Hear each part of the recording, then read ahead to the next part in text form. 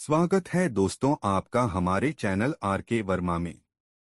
बहुत समय पहले की बात है, तब आगरा के निकट बैमन नामक गांव में उस इलाके के एक बहुत बड़े जमींदार गंगाराम रहा करते थे। गंगाराम पटेल कुछ ज्यादा पढ़े लिखे तो न थे, किंतु सामाजिक लोकाचार का उन्हें बहुत ज्ञान था। उनकी सूझबूझ बहुत अनोखी थी। घटना को देखकर वह तत्काल उसका हल निकाल देते थे। उनकी विचित्र बुद्धि को देखकर गांव के सब लोग सम्मान से उन्हें गंगाराम पटेल कहकर संबोधित करते थे। उसी गांव में बुलाकी नाम का एक नाई भी रहता था, जो गंगाराम का बाल सखा था। बुलाकी की गंगाराम पटेल के साथ घनिष्ठ मित्रता थी। बुलाकी भी गंगाराम पटेल की भांति कुशाग्र बुद्धि का व्यक्ति था। उसे लोकव्यवहार को समझने में गहरी दिलचस्पी रहती थी। अक्सर जब वे दोनों मिलते तो किसी न किसी प्रसंग को लेकर उनमें बहस छिड़ जाती। बुलाकी यह सोचकर कि शायद गंगाराम इस प्रश्न का उत्तर न दे पाएं, कोई ऐसा प्रश्न गंगाराम से पूछता जिसका उत्तर मिलना बहुत कठिन होता, लेकिन गंगाराम भी कम नहीं थे। बुलाकी के हर प्रश्न का जवाब वे इतनी सहजता से दे देते कि बुलाकी की सारी उत्सुकता शांत हो जाती। प्रश्न और उत्तरों का यह आदान प्रदान प्रायः उन दोनों के बीच चलता ही रहता था। दूसरे लोग भी उनके प्रश्नोत्तर के बीच शांत बैठे रहते और उनकी नोकझोंक से आनंदित होते रहते थे। दोस्तों, गंगाराम पटेल और बुलाकी दोनों सारे दिन यात्रा करने के पश्चात शाम के समय वे एक नगर के समीप पहुंचे और नगर के बाहर एक सुंदर बाग देखकर वहीं रात भर विश्राम करने का निश्चय किया। दोनों अपने अपने घोड़ों से उतरे। घोड़ों को पेड़ से बांध दिया, उनकी जीनें उतार लीं और सारा सामान एक घने वृक्ष के नीचे रखकर उसकी छाया में विश्राम करने लगे।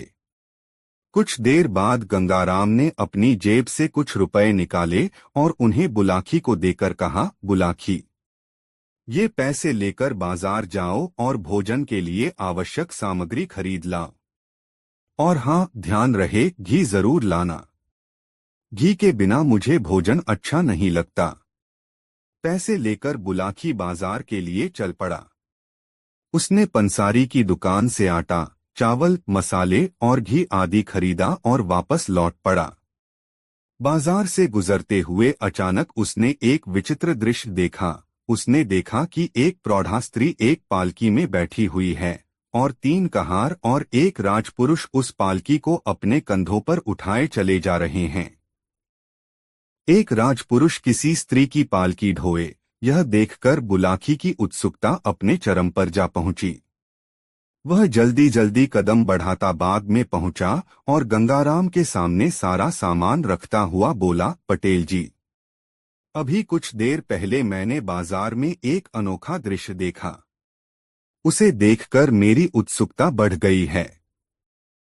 मैं चाहता हूं कि आप इसका रहस्य भेदन कर मेरी उत्सुकता शांत करें। यह कहकर बुलाकी ने रास्ते में जो कुछ देखा था वह सब गंगाराम को बता दिया।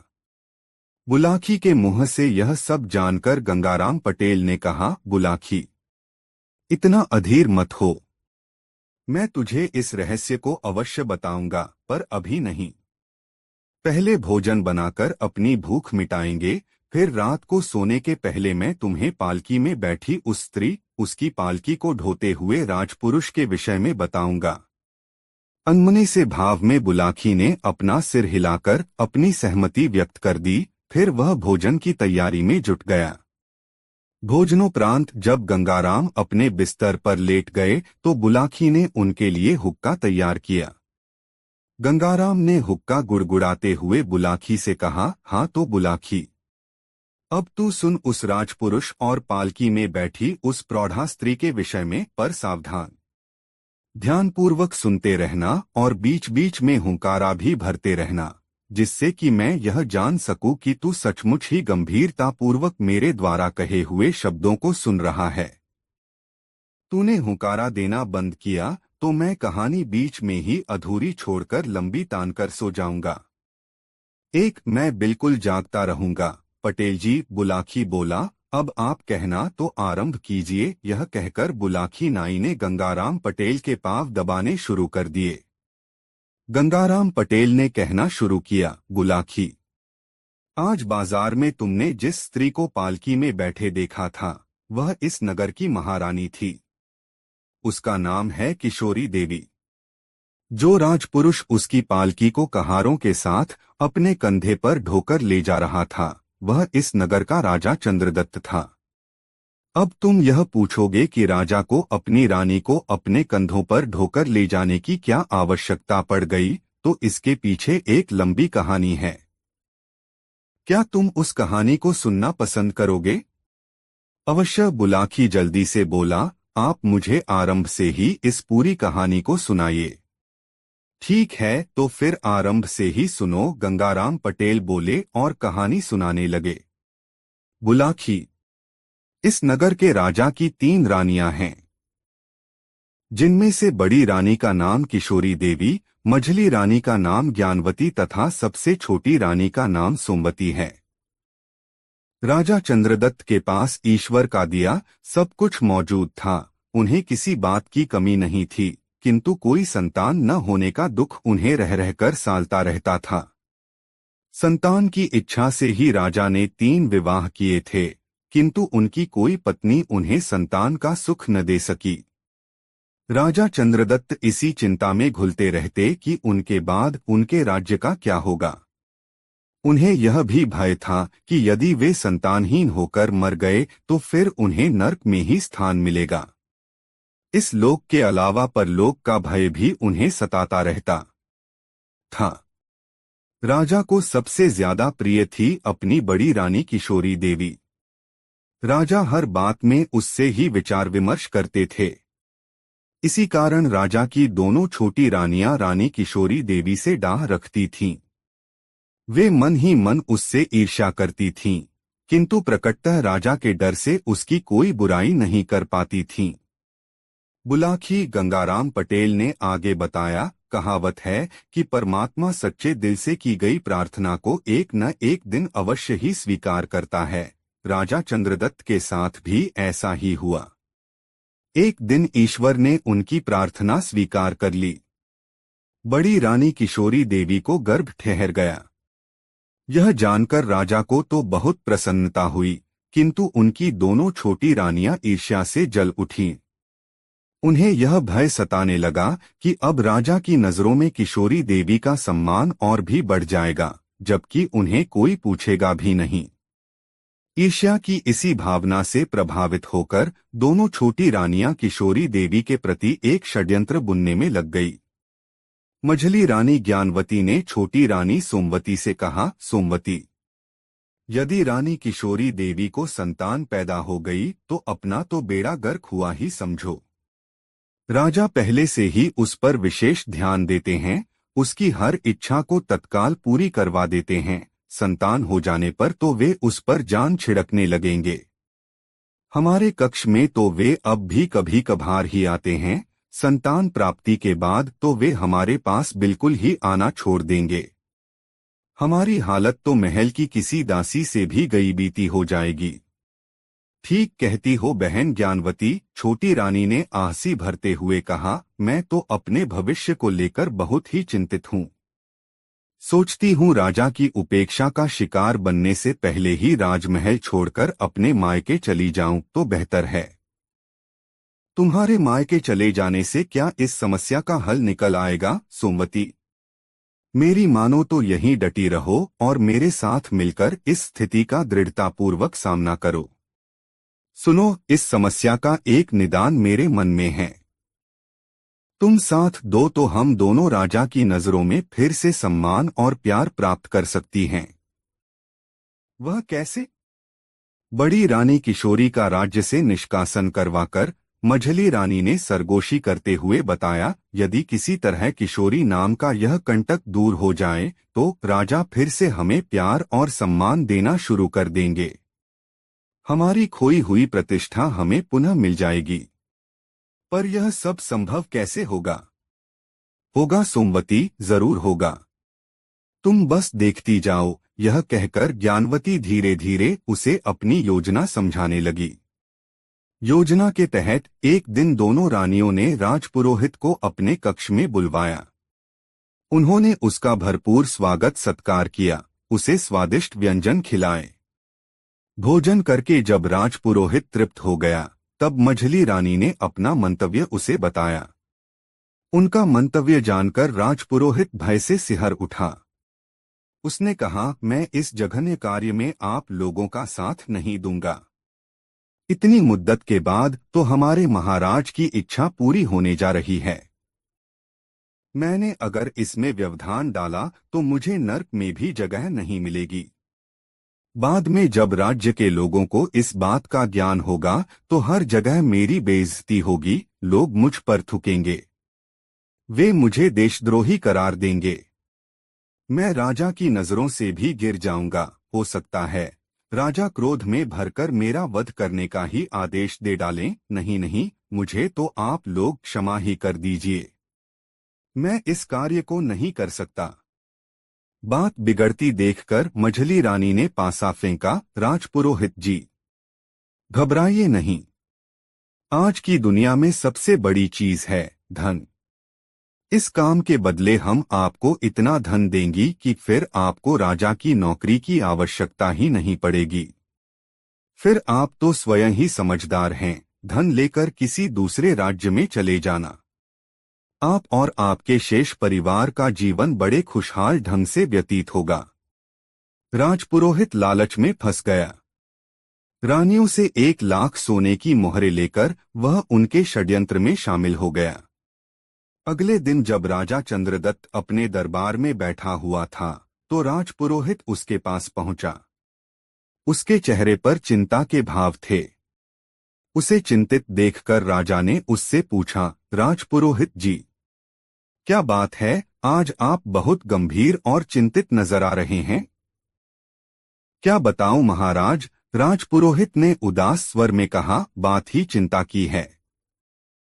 कुछ हमें भी तो बताइए, हो सकता है हम आपकी चिंता का निवारण कर सकें, राजा ने कहा। महाराज, राजपुरोहित बोला, मेरी चिंता का विषय आपके परिवार को लेकर ही है। मैं सारी रात यह सोचकर परेशान होता रहा हूं कि इस बात को आपसे कहूं या नहीं। यदि ऐसी बात है तब तो आप हमसे उस बात को अवश्य ही कहें, राजा ने कहा।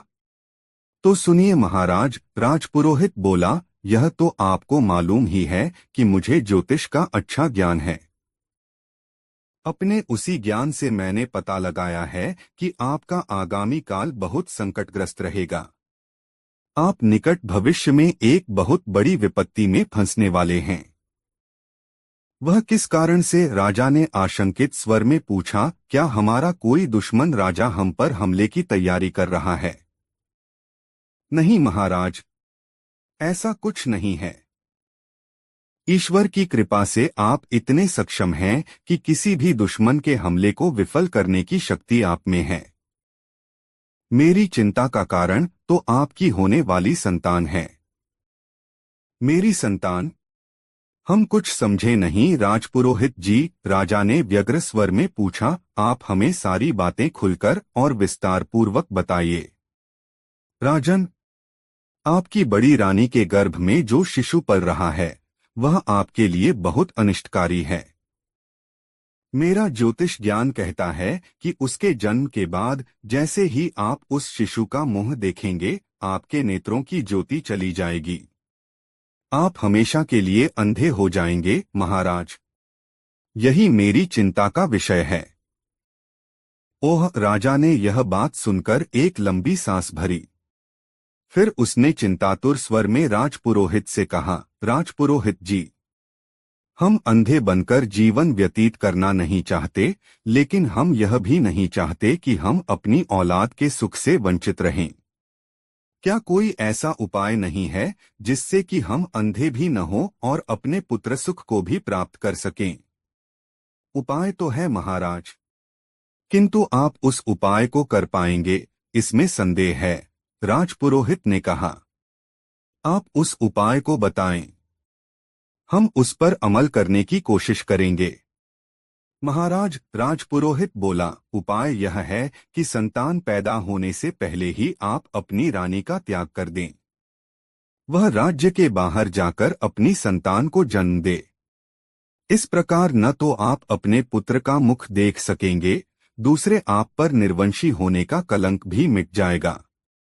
राजा राजपुरोहित के ऊपर बहुत विश्वास करता था, अतः उसने राजपुरोहित की बात सच मान ली। एक दिन उसने रानी से किसी तीर्थस्थल पर जाने का बहाना बनाया और उसे साथ लेकर चल पड़ा। रास्ते में एक भयानक जंगल आया। वहां उसने अपनी गर्भवती रानी को सोते हुए छोड़ दिया, साथ ही उसके पास अपना एक पत्र भी छोड़ दिया, जिसमें लिखा था, अब तुम स्वतंत्र हो और जहां तुम्हारा जी चाहे जा सकती हो। दोस्तों, यह कहानी आपको कैसी लगी कमेंट में जरूर बताएं।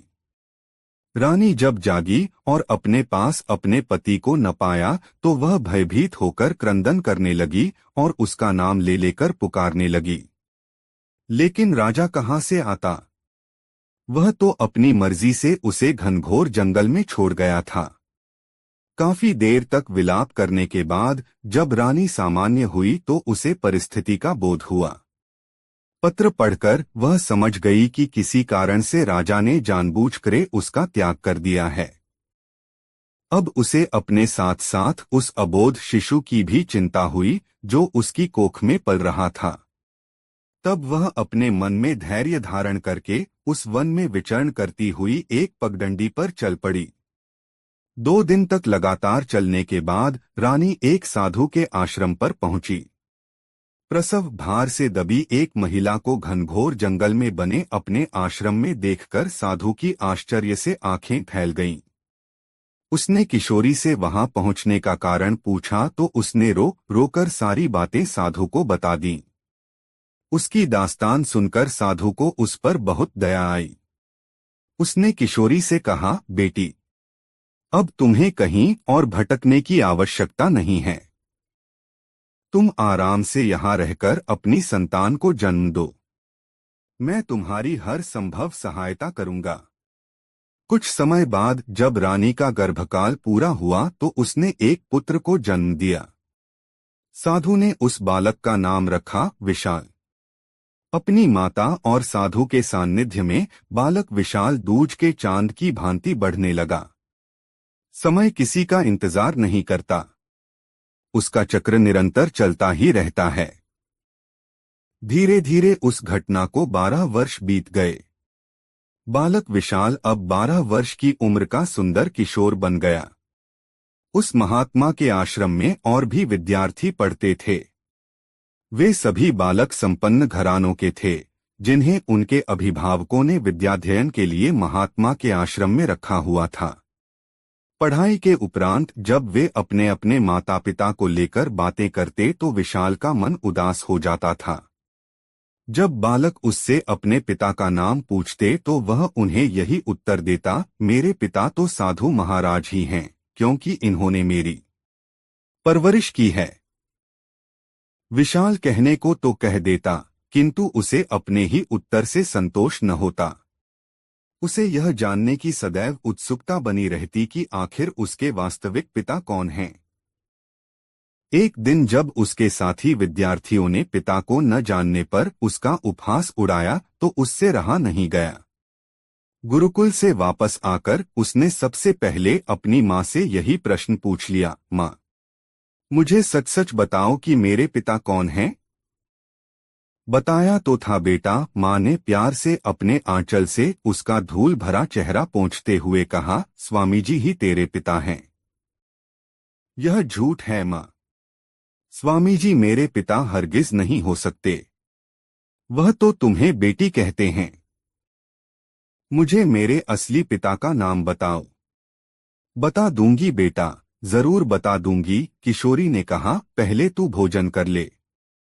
गुरुकुल से लौटा है, तुझे भूख लगी होगी। भोजन की बात सुनकर विशाल शांत हो गया। भोजन के उपरांत वह अपने प्रश्न का उत्तर मांगना छोड़कर अपने साथियों के साथ खेलने के लिए चल पड़ा। इसी प्रकार जब जब वह अपनी माता से अपने पिता का नाम पूछता, उसकी माता उसे किसी अन्य विषय में उलझाकर उसका ध्यान बंटा देती थी। किशोर विशाल जान ही न पाया कि उसके पिता का नाम क्या है, वह कहाँ के रहने वाले हैं, क्या करते हैं, उसकी माता उससे अलग क्यों रहती है। आदि आदि दिन गुजरते गए। फिर एक दिन ऐसा भी आया जब साधु महाराज का भी अंतिम समय आ पहुंचा। तब उन्होंने किशोरी और विशाल को अपने पास बुलाकर कहा, बेटी किशोरी, मेरा अंतिम बुलावा आ पहुंचा है। मेरा जीवन चक्र पूरा हुआ।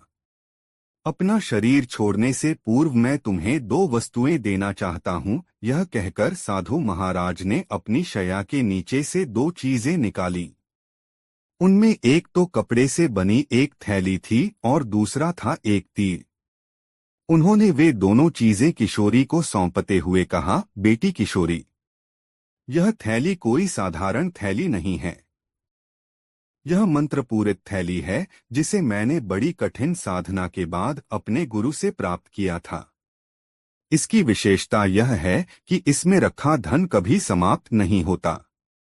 इस थैली से दिन में एक बार तुम जितना भी धन मांगोगी तुम्हें प्राप्त हो जाएगा। और इस तीर की विशेषता यह है कि इसका लक्ष्य कभी चूकता नहीं है।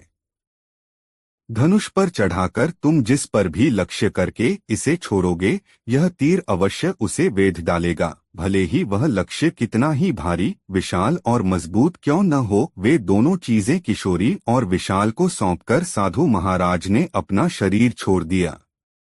साधु महाराज के ब्रह्मलीन हो जाने से मां बेटे दोनों पर जैसे पहाड़ टूट पड़ा। वे दोनों अपने को असहाय सा महसूस करने लगे। उनके नेत्रों से आंसुओं की झड़ी बहने लगी। फिर जब दोनों कुछ सामान्य हुए तो उन्हें अपने कर्तव्य का बोध हुआ। उन्होंने अपने उपकारक के लिए एक चिता तैयार की और उनका शव दाह कर दिया। साधु महाराज की मृत्यु के बाद मां बेटे दोनों का मन वहां से उचाट हो गया। अतः उन्होंने आश्रम को छोड़ा और नगर में रहने की इच्छा से वहां से चले आए। उन्होंने राजा चंद्रदत्त के इस नगर के ही समीप की एक बस्ती में एक मकान खरीदा और उसी में रहने लगे। इस प्रकार उस मकान में रहते हुए उन्हें 5 वर्ष बीत गए। इतनी कहानी सुनाकर गंगाराम पटेल ने कुछ देर के लिए विराम लिया, फिर आगे बोले, बुलाखी, अब तू राजा चंद्रदत्त का हाल सुन कि इतने दिनों में उसका क्या हुआ। किशोरी की अनुपस्थिति में मझली रानी ज्ञानवती ने उस पर ऐसी मोहिनी डाल दी कि वह बस उसी का होकर रह गया। रानी ज्ञानवती उसे अपनी उंगलियों पर नचाने लगी। वह जो कुछ भी कहती, जैसा करने को कहती, राजा तत्काल उसकी इच्छा का परिपालन करता था। राजा का यह हाल हो गया कि उसने दरबार जाना ही बंद कर दिया और राजकार्य का सारा दायित्व एक तरह से मंत्रियों के हाथों में सौंपकर दिनरात रानी ज्ञानवती के कक्ष में ही पड़ा रहता था। यह सब देख देख कर रानी सोमवती मन ही मन कुढ़ती रहती, क्योंकि राजा ने एक तरह से उसे पूरी तरह उपेक्षित कर दिया था। बुलाखी, कहावत है कि सहन शक्ति की भी एक सीमा होती है। राजा द्वारा की जा रही अपनी उपेक्षा से जब सोमवती के सब्र का बांध टूट गया तो उसने अपने शरीर की आग बुझाने का एक दूसरा तरीका ढूंढ लिया। उसने राज्य के रक्षा मंत्री के साथ अनैतिक संबंध स्थापित कर लिए और महल की बहुत सी अंतरंग बातें उसे बता दीं। राज्य का रक्षा मंत्री एक महत्वाकांक्षी व्यक्ति था। रानी का सहयोग मिला तो वह स्वयं उस राज्य को हथियाने का षड्यंत्र रचने लगा। रक्षा मंत्री ने पड़ोसी राज्य के राजा के पास अपना गुप्त संदेश भेजा कि आप इस राज्य पर हमला करें, मैं अपनी सेना को आदेश दे दूंगा कि वह सही मौके पर आपकी सेना के सामने हथियार डाल दे। इस तरह यह राज्य शीघ्र ही आपके अधिकार में आ जाएगा।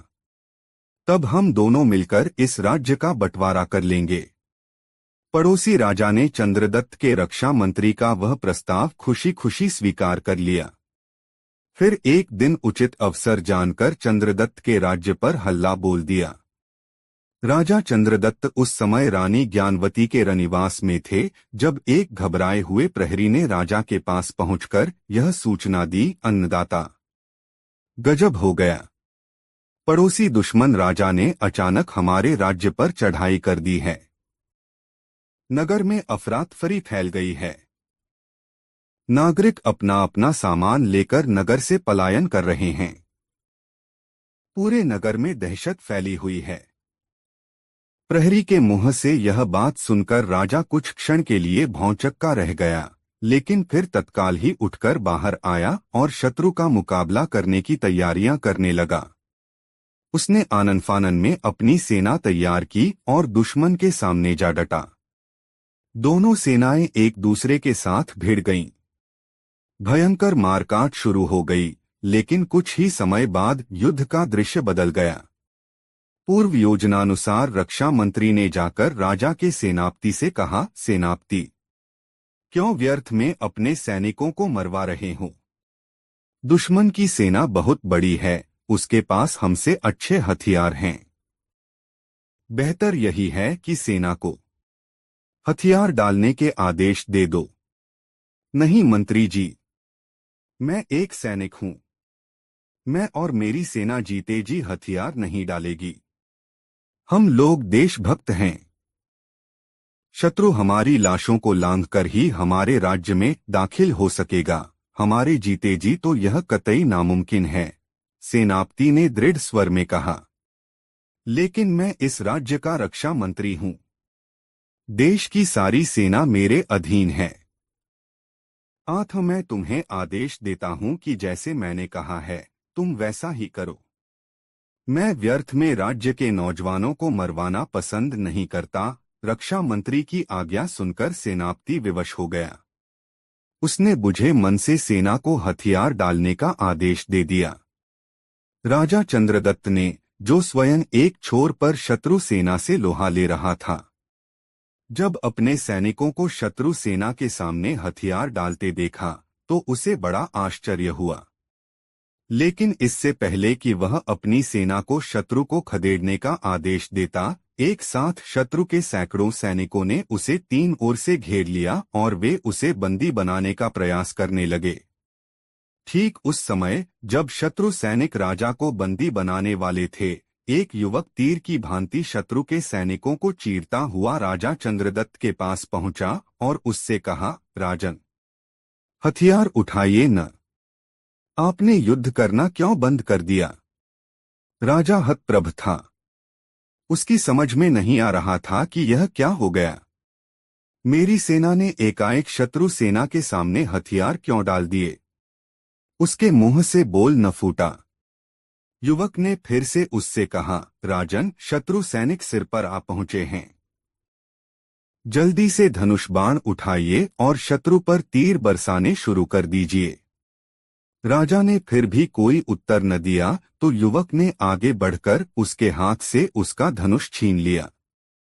उसने पीठ पर लटके अपने थैले से एक तीर निकाला और निशाना साधकर शत्रु के सैनिकों पर छोड़ दिया। तीर सनसनाता हुआ शत्रु सैनिकों की ओर लपका। राजा की आंखें आश्चर्य से फैल गईं जब उसने देखा कि युवक के छोड़े तीर ने एक साथ 25 सैनिकों की लाशें जमीन पर बिछा दीं।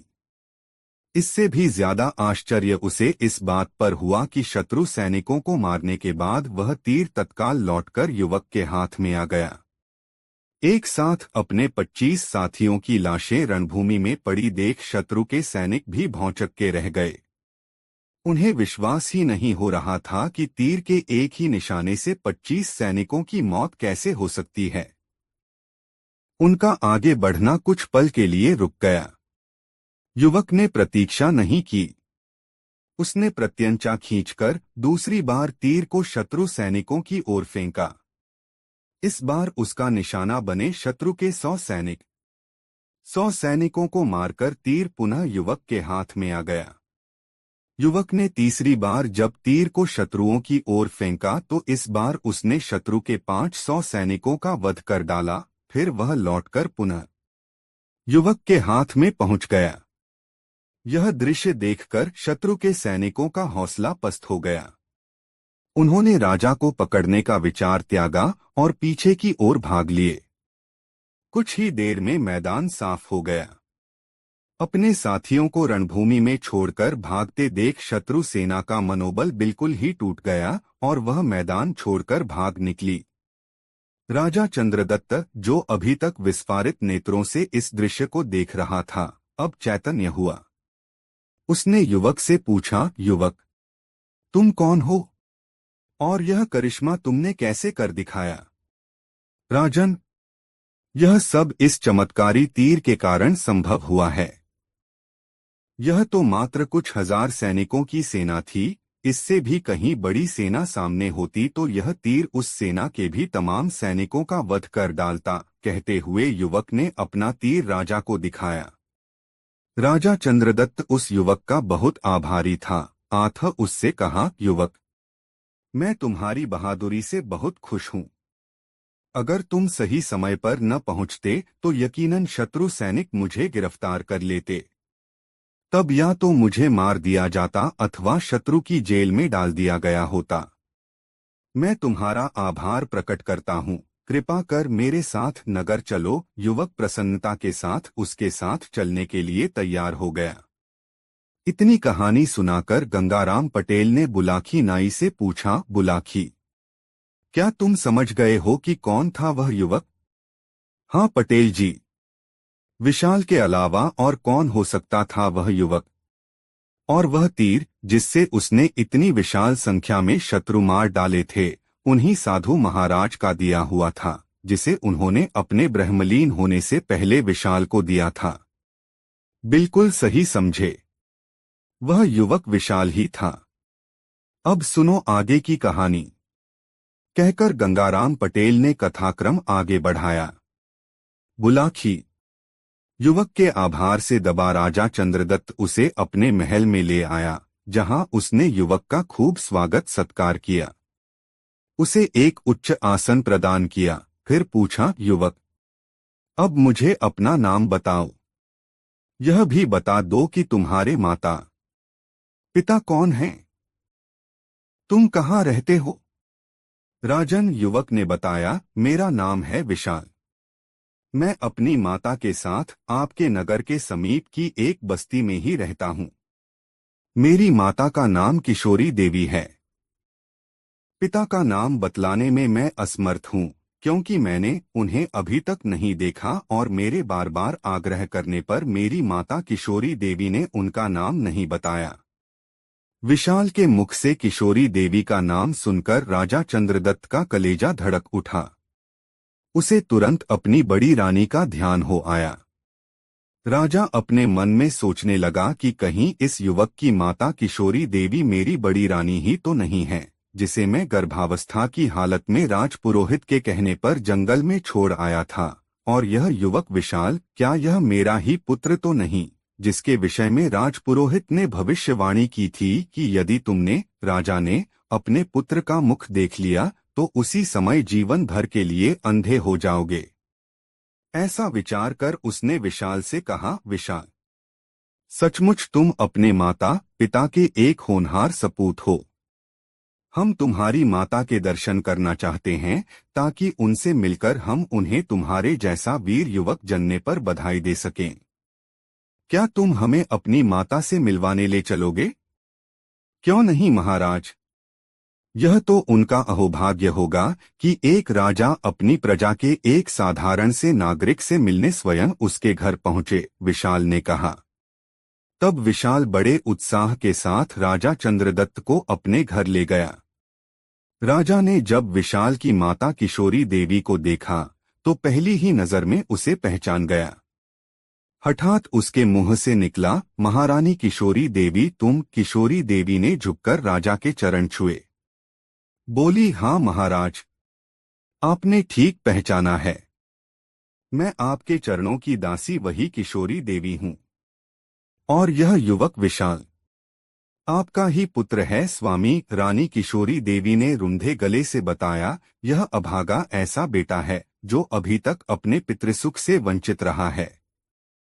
राजा ने तब बार बार अपने पिछले व्यवहार की रानी किशोरी देवी से क्षमा मांगी और कहा, महारानी, अब तक जो हो चुका उसे भूल जाइए और अब राजमहल में चलकर अपने पद को प्रतिष्ठित कीजिए। राजा की बात सुनकर रानी किशोरी देवी कुछ कहना ही चाहती थीं कि तभी विशाल बोल पड़ा, राजन, इतना तो मैं जान ही चुका हूं कि आप मेरे पिता हैं। किन्हीं कारणों से आपने गर्भावस्था में मेरी माता का त्याग कर दिया था। मैं उन कारणों को जानना नहीं चाहता, किंतु इतना अवश्य कहूंगा कि मेरी माता अब आपके राजमहल में एक शर्त पर ही वापस जाएगी। कौन सी शर्त पर बेटा? आशंकित स्वर में राजा ने पूछा। आप स्वयं अपना कंधा लगाकर कहारों के साथ इसे पालकी में बिठाकर ले चलेंगे, तभी यह राजमहल जाएगी, अन्यथा नहीं। राजा ने अपने पुत्र का यह आग्रह सहर्ष स्वीकार कर लिया और रानी को पालकी ढोने के लिए तैयार हो गया।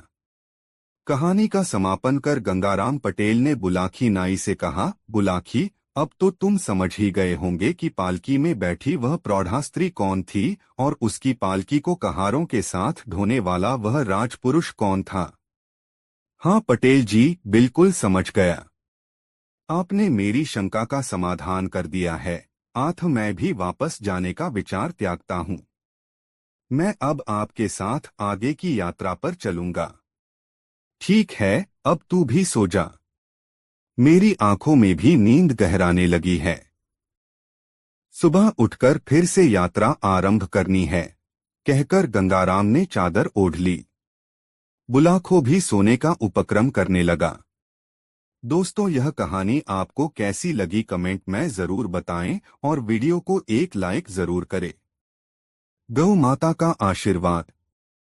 काशी यात्रा के वापसी चरण में अगले दिन गंगाराम पटेल और बुलाखीराम नाई एक नए नगर में पहुंचे और उसी नगर में विश्राम करने का निश्चय किया। बाजार जाते समय बुलाखीराम ने फिर एक अजूबा दृश्य देख लिया, जिसका रहस्य जानने के लिए उसके पेट में उथल पुथल मचने लगी। लौटकर जब उसने वह बात पटेल को बताई तो पटेल ने कहा, बुलाखी, तेरी इस शंका का निवारण मैं रात को सोते समय कर दूंगा।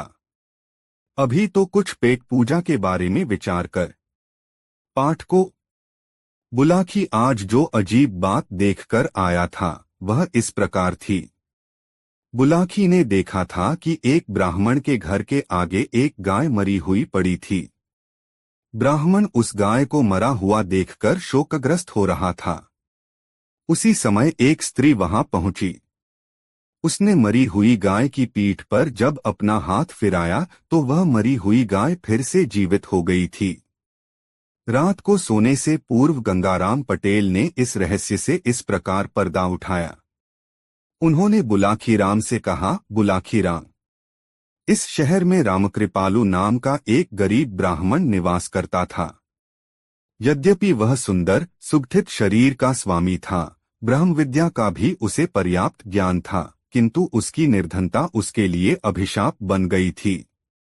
कोई भी ब्राह्मण उसके साथ अपनी कन्या का विवाह करने के लिए तैयार ही नहीं होता था। बेचारा रामकृपालु एक अविवाहित जीवन गुजार रहा था।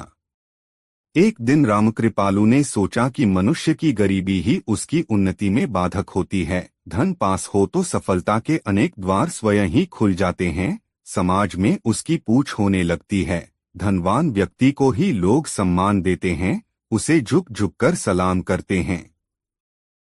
आठ मुझे भी परदेश में जाकर धनोपार्जन करना चाहिए। ऐसा विचार कर एक दिन उसने अपना नगर छोड़ दिया और परदेश में धन कमाने के लिए चल पड़ा। बुलाखी। रामकृपालु नाम का वह ब्राह्मण युवक दिन भर एक ही दिशा में चलता रहा। जब वह थककर चूर हो गया तो एक वृक्ष की छांव में बैठकर विश्राम करने लगा। कुछ ही देर में उसे नींद आ गई। तब वह वृक्ष के तने से अपना सिर टिकाकर सो गया। वन में जिस वृक्ष के नीचे ब्राह्मण युवक रामकृपालु सोया हुआ था, उसी वृक्ष पर एक यक्ष का निवास था। ब्राह्मण की दीनहीन अवस्था देखकर उस यक्ष को इस पर दया आ गई। उसने स्वप्न में उस ब्राह्मण को दर्शन दिए और उससे कहा, है उस पर युवक, आज तू मेरी शरण में आया है। तेरी दीनहीन अवस्था देखकर मैंने अनुमान लगा लिया है कि तुझे सचमुच धन की बहुत आवश्यकता है। मेरे पास बहुत धन है जिसका मैं कभी उपयोग नहीं करता। एक तरह से वह धन मेरे लिए बेकार ही है। अतः वह धन तू अपने साथ ले जा और संपन्नता का जीवन व्यतीत कर। तत्पश्चात उस यक्ष ने स्वप्न में ही उस गुप्त स्थान का पता भी उसे बता दिया। ब्राह्मण की नींद खुली तो उसने उठकर उस स्थान की खोज की। शीघ्र ही उसी वृक्ष के नीचे वह गुप्त स्थान उसे मिल गया जहां यक्ष ने अपना खजाना दबाया हुआ था। ब्राह्मण ने जल्दी जल्दी वह सारा धन निकाल लिया और उस धन को एक गठरी में बांध करके पीठ पर लाद कर आगे को चल दिया। ब्राह्मण जब कुछ दूर निकल गया तो रास्ते में उसे एक वधिक मिला जो एक कपिला गाय को रस्सी से बांधकर ले जा रहा था। ब्राह्मण ने उस वधिक से पूछा, क्यों भाई, तुम इस गाय को खरीद कर लाए हो या इसे बेचने के लिए ले जा रहे हो? वधिक बोला, न तो मैं इसे खरीद कर लाया हूं और न इसे बेचने का इरादा है। मैं तो इसको मारकर इसे अपना आहार बनाऊंगा। नहीं भाई, ऐसा मत करो। देखो, यह एक अच्छी नस्ल की गाय है। अच्छी तरह से इसे दाना पानी दोगे तो यह तुम्हारे परिवार के लोगों के लिए खूब दूध देगी। ब्राह्मण ने कहा। वधिक कहने लगा, देखो भाई, न तो मेरे पास पत्नी है और न कोई परिवार। मैं इस दुनिया में नितांत अकेला हूं। पेशे से वधिक हूं, मांसाहारी हूं। इसलिए खाने के लिए मुझे मांस तो चाहिए ही। यदि इस गाय को मारूंगा नहीं तो खाऊंगा क्या? ब्राह्मण बोला, भैया वधिक, अपने आहार के लिए तुम किसी अन्य जानवर को खरीद लेना। तुम मुझसे इस गाय का मूल्य ले लो, मैं तुम्हें इसका मुंहमांगा मूल्य चुकाने के लिए तैयार हूं। ठीक है भाई, वधिक बोला, तुम यदि इतनी जिद कर रहे हो तो चुका दो इसका मूल्य। मैं 1000 रुपयों के बदले तुम्हें यह गाय सौंप दूंगा। ब्राह्मण ने अपनी गठरी से रुपए निकालकर उस वधिक को दे दिए। वधिक खुशी खुशी गाय को उसे सौंपकर अपने रास्ते चला गया। वधिक के चले जाने के बाद ब्राह्मण ने उस गाय की पीठ को प्यार से सहलाया और बोला, हे गौ माता, अब तुम आजाद हो। मैंने उस वधिक से तुम्हें स्वतंत्र करा लिया है। अब तुम जहां जाना चाहो खुशी से जा सकती हो। यह सुनकर उस गाय ने मानवी भाषा में कहा, हे पुत्र, अब मैं तुझे छोड़कर कहां जाऊंगी? तू मुझे अपने साथ ही ले चल। तेरे घर में रहकर जो भी हरा सूखा चारा तू मुझे देगा, मैं उसी को खाकर संतुष्ट हो जाया करूंगी। एक गाय को अपनी भाषा में बोलते देख ब्राह्मण को बहुत आश्चर्य हुआ। उसने पूछा, हे गाय माता, यह कैसा चमत्कार है? तुम एक गाय होते हुए भी मानवी भाषा कैसे बोल लेती हो? गाय बोली, हे पुत्र, पूर्वजन्म में मैं एक यक्ष कन्या थी। एक बार मैं अपनी सखियों के साथ वन विहार को गई। वहां हम लोगों ने एक रमणीक स्थान देखा। वहां एक सरोवर था। हम सबने अपने अपने वस्त्र उतारकर सरोवर के तट पर रख दिए और जल में उतरकर अटखेलियां करने लगीं।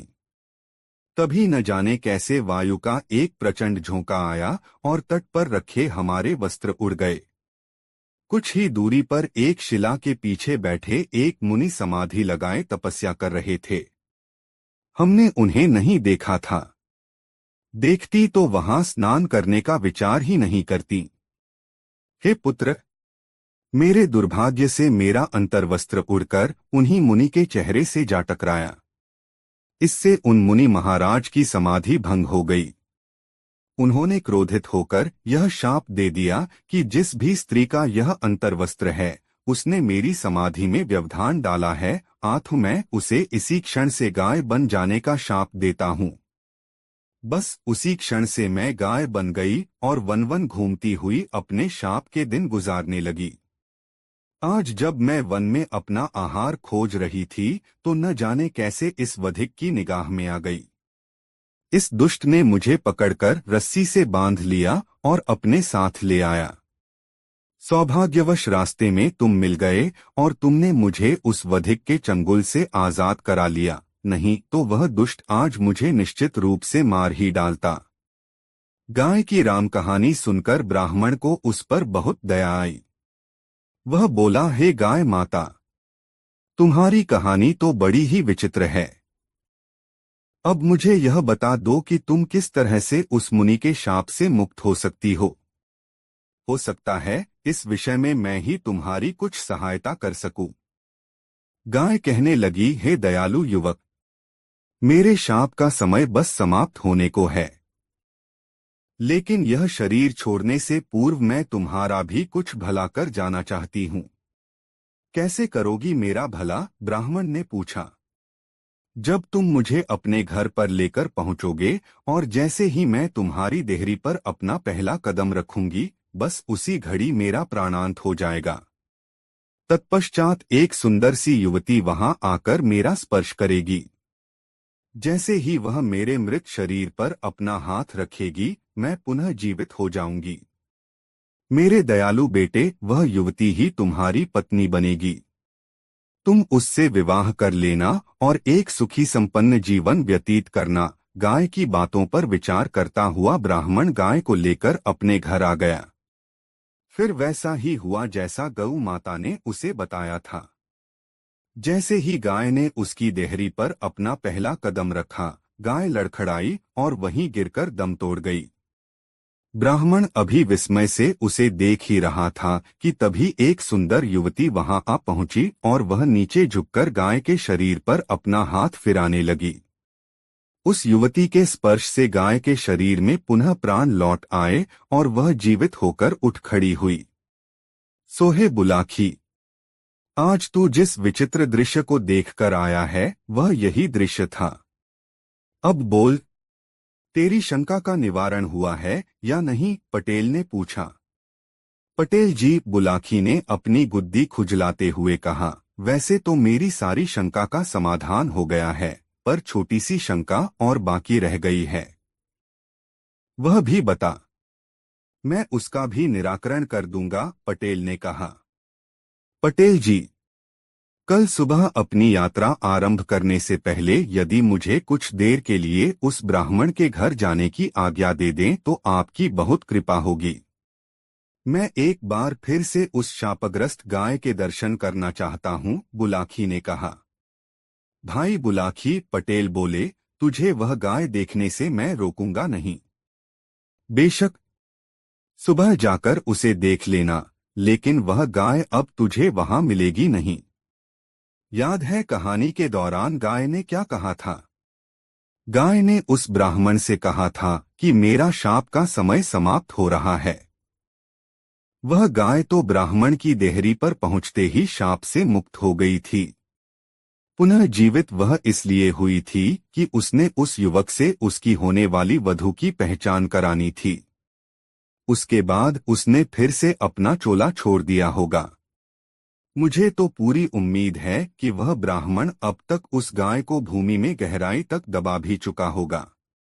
फिर भी विश्वास न हो तो जाकर अपनी आंखों से इस सच्चाई की परख कर लेना। मेरी तरफ से आज्ञा है। इतना कहकर पटेल ने इस कहानी का समापन कर दिया और सोने की तैयारी करने लगे।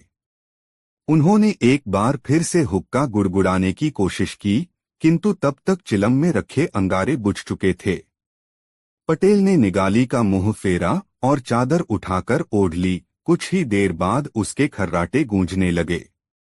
दोस्तों, गंगाराम पटेल और बुलाखी राम नाई की यह कहानी आपको कैसी लगी कमेंट में जरूर बताएं। ऐसी और नई मजेदार कहानी सुनने के लिए हमारे चैनल आरके वर्मा को सब्सक्राइब जरूर कर ले और यह वीडियो अपने मित्रों को जरूर शेयर करें। वीडियो देखने के लिए धन्यवाद।